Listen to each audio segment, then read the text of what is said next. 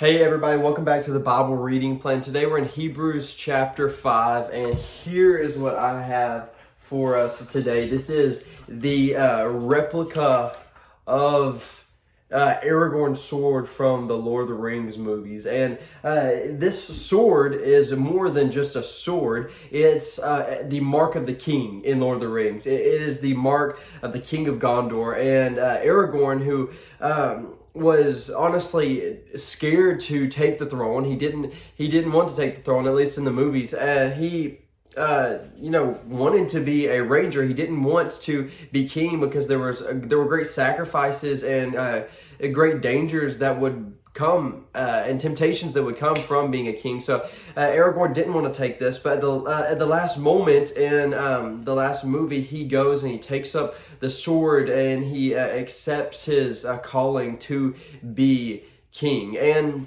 it shows that there's a lot of sacrifice that comes with being king. And today in Hebrews chapter 5, I hope you've read it. We see that Jesus is our king and he's also our high priest. So the author of Hebrews is going through and he started talking about Jesus as our great high priest. And in verse 5, it says, "For every high priest chosen from among men is appointed to act on behalf of men in relation to God, to offer gifts and sacrifices for sin. He can deal gently with the ignorant and wayward, since he himself is beset with weakness." He's saying Jesus is our high priest. What that means is he intercedes for us on behalf of the Father. So Jesus, even when he was on earth, was making supplication for his people to the Father. You think of when Jesus is talking to Peter and he says, "Peter, the devil has asked to have you and to tear you apart, but I have prayed to the Father that you might be saved, that you might be spared from that temptation, that great harm." And this is what Jesus does for us. He presents supplications on behalf of us to the Father as our high priest. And even more than that, he makes sacrifices for us on behalf of the Father. So the readers of this time, and we can look back and understand, a high priest is someone who takes an offering and makes a sacrifice on behalf of his people. And Jesus,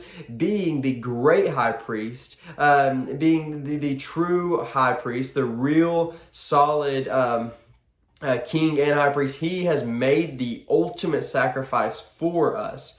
And he says he's made the ultimate sacrifice, which is his life, and now we are no longer needing of any other sacrifice. And he also does that. It says he did that beset with weakness, as a man who understands our weakness, who understands our temptation, who was tempted but didn't sin, who knows what it feels like to be in your shoes as a human.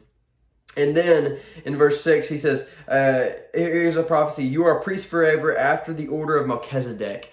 And I think it's Genesis chapter 14. We see this character of Melchizedek, who is a high priest and he's a king. He's the only one we see. He's a mysterious figure in the Bible. And Abraham has an interaction with him where he gives him 10% of the spoils of the battle that he's been in. And this is a Christ-like figure, a Christology in the scriptures, which means it's a character or a person that gives us a glimpse of Jesus. So there's a lot of these guys in the Bible, throughout the Bible, who give us glimpses of the characteristics of Jesus. We think of Moses or David or Adam being the first representative. So we have a lot of these, but Melchizedek is one. He's the king of Salem, Salem being the same root word in Hebrew as peace. So he's the king of peace, just like Jesus is the king of peace, and he's also a high priest. So basically, this is a ruler, but a good ruler who makes sacrifices on behalf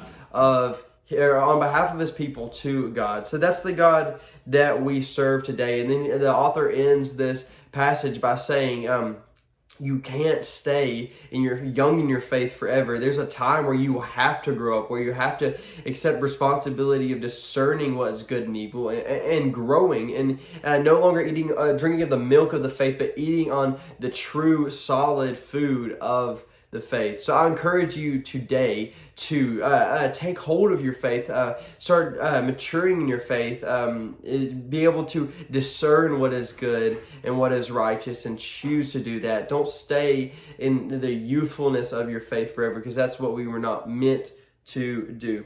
But thank you for joining me in Hebrews chapter 5. I hope to see you tomorrow. Bye.